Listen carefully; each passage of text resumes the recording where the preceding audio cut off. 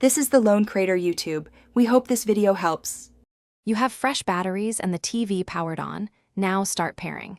First, identify whether your universal remote uses infrared or Bluetooth, because Eko TVs accept IR codes by default. Once done, point the remote at the TV and press the TV power button to test signal range.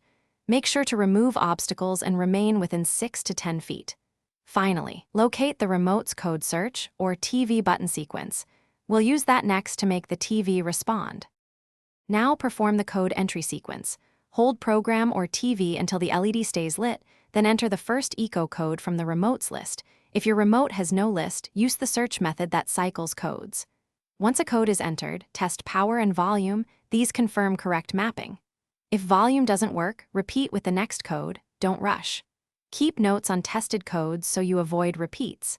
This step pairs commands to the TV's functions. Once the TV responds correctly, save or lock the code so it won't change. Many remotes require holding program again to store settings. Make sure basic functions, power, volume, input, work reliably and adjust repeats if a button is sluggish. If things go wrong, try one key troubleshooting tip. Replace batteries and clean the TV's IR window. Dirt or weak cells cause intermittent control. If still failing, reset the remote to factory defaults and run the code search again, step by step. Thanks for watching. Consider subscribing if we helped you.